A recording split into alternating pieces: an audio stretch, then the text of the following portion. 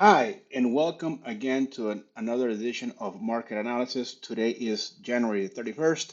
I'm Giovanni Betancourt, analyst, trader, and operator with Vantage Markets. Alrighty, well, January has turned last year's losers into winners. Now, can it last? There's an adage coined by Yale Hirsch, the founder of the Stock Traders Almanac, and it goes like this: as goes January, so goes this year.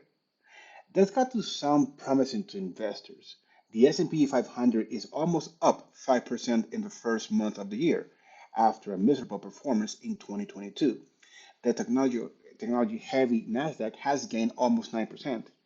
Leading the comeback are some of the worst hit by the market slump last year.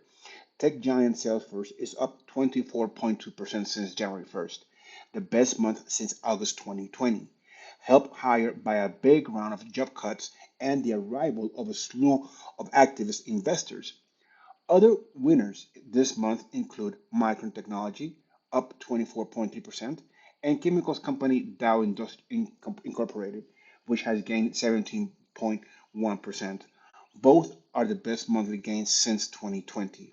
The S&P 500 appears to have hit a bottom in mid-October.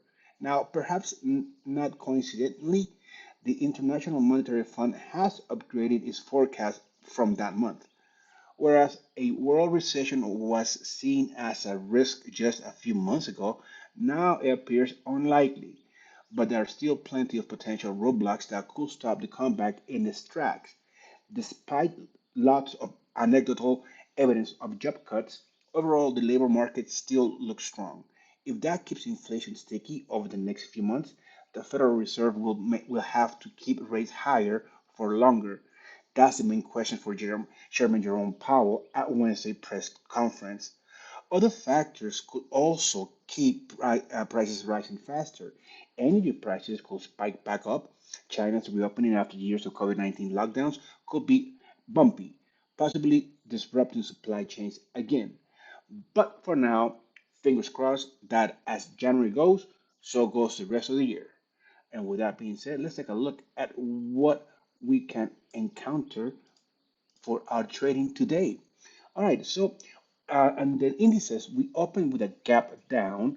That gap has basically been closed already. So I assume that perhaps the market will look to continue to move a bit higher. 12,000 will be that resistance level. And from here, the market could probably uh, make another attempt at the 11,800 marker, which that's what the whole scenario could be. I mean, profit taking also could be on the table for a continuation of the downward movement. Now, if we happen to continue to find or receive data of earnings being beat, then we could probably find some momentum to the upside. But for now, is a sell is this selling the indices.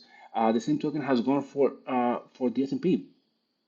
The S&P also opened up a gap down, and right now it has closed that gap.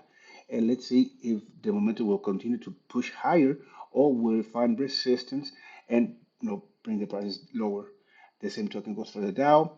Earlier it was with a gap down. Now that gap having closed, let's see if it will continue or we will change direction. And as far as crude oil goes, I have my market at $80 as resistance and 75 as my support. I have the 76 191, which is the low where it began last year. Okay, so any continuation of the sell-off could probably be met by support right around that level. Then we have a very light day for Nat Gas. Really, I'm just looking at Nat Gas just to stay idling right around this values. And then we have gold. Gold has dipped below the 1920 psychological marker and is looking to retrace, come back up to it. Let's see if that will be the case. We need something to help it, like the dollar going down. Silver also, just like I said really yesterday, looking for them to stay around the 23.50, below 24. between 20 to $24, just ranging. And then we have copper. Copper also open up in a gap down. Let's see if the market will come close to it.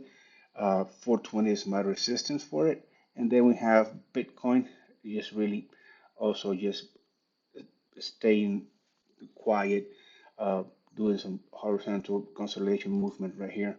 And then we have the euro, which has traded right above our resistance, below our resistance. Let me bring that to 109.